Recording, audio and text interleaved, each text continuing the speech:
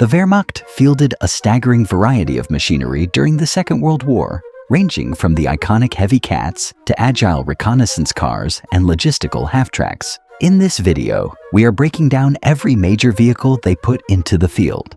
Let's begin with the ambush predators, tank destroyers, and assault guns. St. du G3. By stripping the turret from the Panzer III, Germany created the Stug 3. Low profile and deadly in an ambush, this assault gun became the single most produced German armored vehicle of the war. Jagdpanzer 38 Nuri T. Hetzer small, angular, and hard to hit. The Hetzer was a cost-effective tank killer built on the trusty Czech 38T chassis. Its sloped armor and remote-controlled machine gun made it a nasty surprise for advancing infantry. Jagdpanzer IV. Nicknamed Guderian's Duck due to its nose-heavy wobble, this low-profile hunter carried the potent, long-barreled 75mm gun.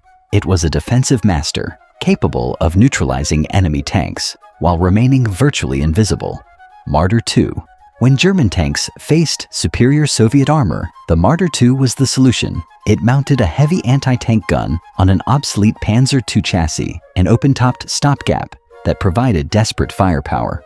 Marder III. Utilizing the Czech 38T chassis, the Marder III mounted captured Soviet guns or German K-40S for the Eastern Front. While the crew was exposed to the elements, the gun could crack almost any Allied tank.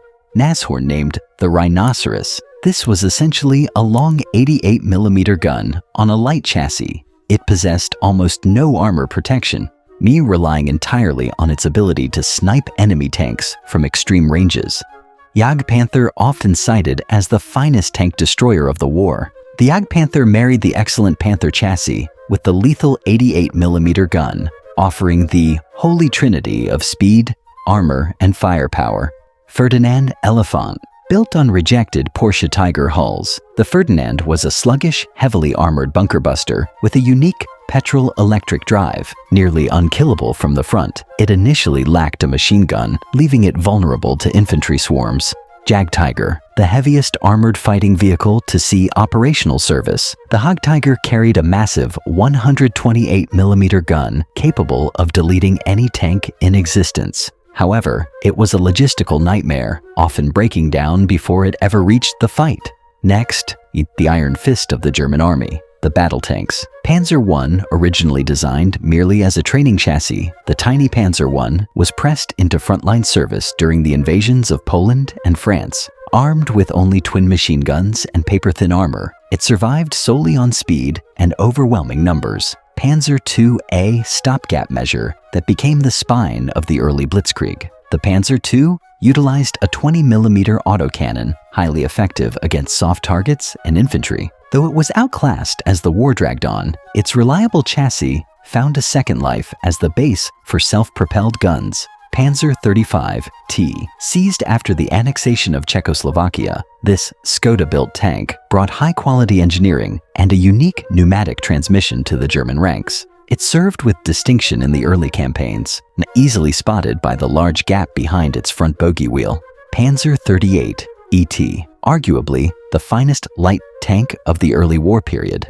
This Czech-designed machine was mechanically reliable and punched above its weight with a 37mm gun. Its rugged chassis would later become the foundation for the legendary Hetzer tank destroyer. Panzer III. Designed as Germany's primary tank fighter, the Panzer III revolutionized armored warfare with its three-man turret, maximizing tactical efficiency. While its main gun eventually struggled against Soviet armor, its crew layout set the standard for all future medium tanks. Panzer IV. The true workhorse of the Wehrmacht. The Panzer IV was the only German tank to remain in production from the first day of the war to the last. Constantly upgunned and up-armored, it served on every front, from the sands of Africa to the snows of Russia. Panzer V. Panther.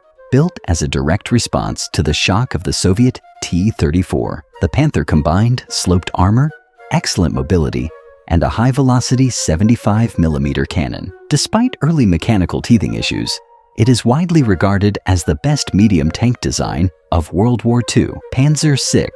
Tiger I, a legend of heavy armor. The Tiger I struck terror into Allied crews with its impenetrable boxy hull, and the lethal 88mm gun. Though slow and maintenance-heavy, it could dominate the battlefield as a long-range sniper. Panzer VI AUSF B King Tiger, a massive 70-ton Leviathan. The King Tiger merged the thick armor of a heavy tank with the sloped protection of the Panther, while nearly invincible from the front.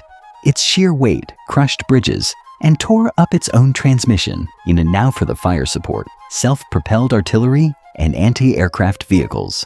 Sturmpanzer I Bison, an early experiment in mobile artillery, mounting a heavy 15cm infantry gun on a tiny Panzer I chassis. It was comically top-heavy and overloaded, but it brought heavy-caliber fire to the front lines of the early war. Wespe the Wasp gave the obsolete Panzer II a second life as a light artillery piece. Fast and mobile, it perfected the shoot-and-scoot tactic, keeping pace with the Panzer divisions. Hummel named the Bumblebee. The Hummel carried a heavy 15cm howitzer on a hybrid Panzer III/IV chassis. It delivered devastating indirect fire, limited only by its small ammunition storage. Grill, the Cricket, mounted a heavy infantry gun directly onto the Czech 38T chassis. It gave infantry commanders a mobile sledgehammer to blast through fortifications with direct fire. Sturmpanzer IV Brummbär, nicknamed the Grouch or Grizzly Bear. This boxy brawler was built for urban combat. Its massive, short-barreled gun was optimized for leveling buildings and shattering bunkers. Sturmtiger A rare beast, built on the Tiger I chassis. The Sturmtiger fired a colossal 380mm rocket-propelled depth charge. Designed for urban uprisings, a single shot could demolish an entire city block. Flakpanzer IV Wirbelwind. The Whirlwind featured a distinctive open-topped turret housing 4 20mm cannons. It created a wall of lead that shredded low-flying aircraft and soft ground targets alike. Flakpanzer IV Ostwind. Improving on earlier designs, the East Wind utilized a hexagonal turret with a single, powerful 37mm flak cannon, allowing it to engage aircraft at much longer ranges than its quad-barreled predecessors. Flakpanzer 38 Enturi, an interim anti-aircraft solution, mounting a single 20mm gun on the rear of a 38 NT. With very limited armor, the gun crew was dangerously exposed to the very strafing runs they were trying to stop.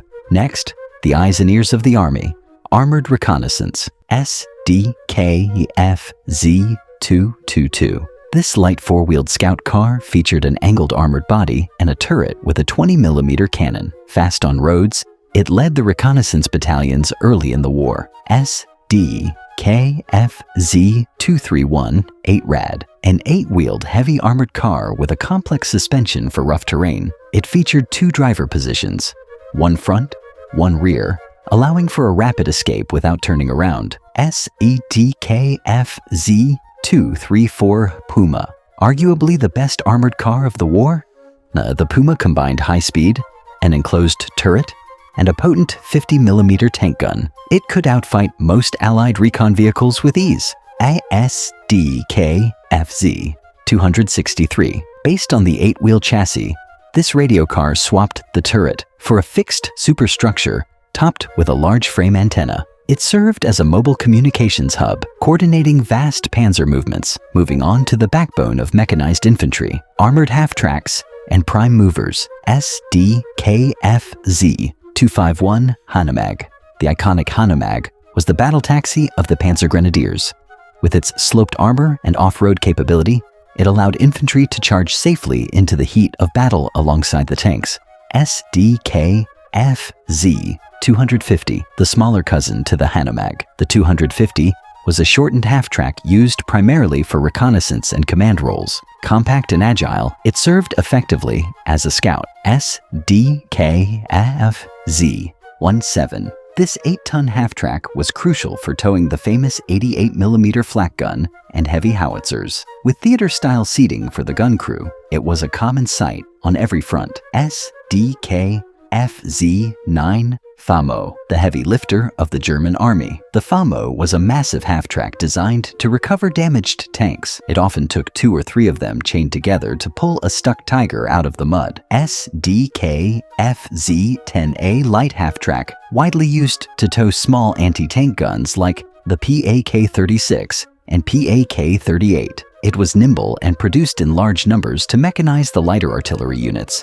SDK-FZ-11, the standard light artillery tractor. The SDK-FZ-11 was responsible for towing field howitzers and Nebelwerfer rocket launchers, bridging the gap between light and medium movers. SDK-FZ-2 Kettenkrad, a unique hybrid of a motorcycle and a tracked vehicle. Designed for paratroopers, it found fame in the mud of the Eastern Front, towing light guns and navigating terrain that stopped trucks cold. Opel Maltier. Faced with the deep Russian mud, engineers converted standard Opel Blitz trucks by replacing the rear wheels with Panzer tracks. The resulting mule became a logistical lifeline when wheeled vehicles were useless. Let's look at the light transport, utility staff cars and motorcycles. VW Schwimmwagen building. On the Volkswagen design, the Schwimmwagen featured a bathtub-style hull and a drop-down propeller. It remains the most mass-produced amphibious car in history. Horch 108A, heavy off-road personnel car used for towing light guns and transporting troops.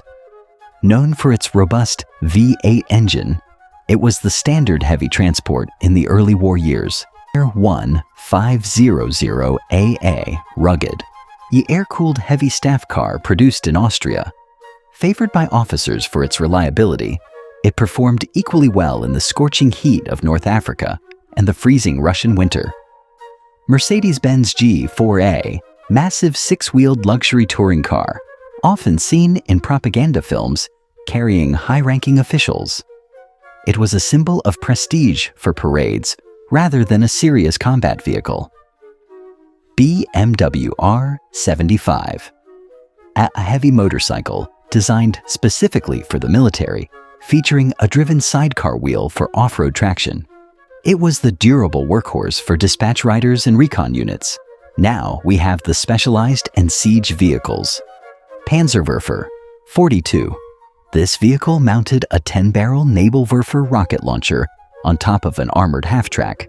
Known for the terrifying shrieking sound of its rockets, it provided mobile saturation bombardment.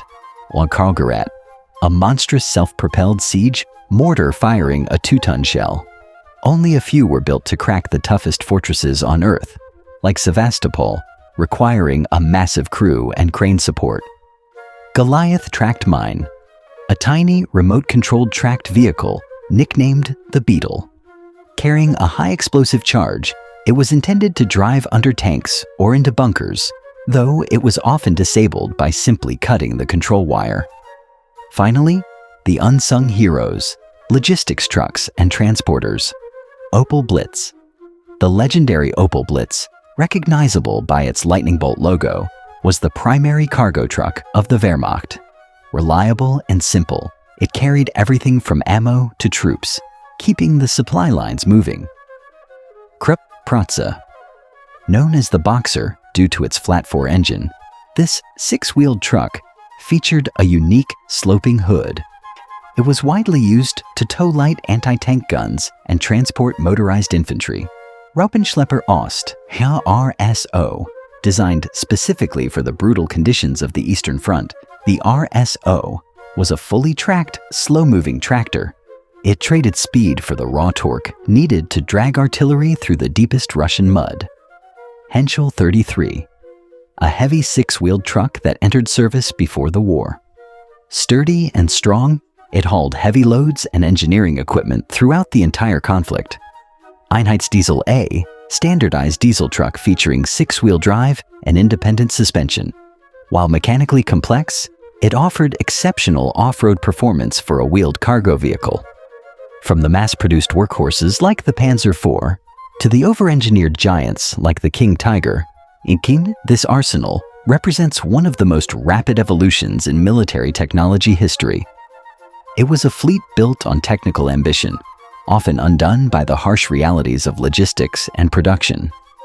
I want to hear your take in the comments. If you had to command just one of these vehicles in 1944, which one are you trusting with your life? The heavy armor of the Tiger or the reliability of the Stogie? If you enjoyed this comprehensive breakdown, please leave a like. It helps get this history out to more people. And if you haven't already, subscribe and click the bell so you don't miss our next deep dive into military history. Thanks for watching.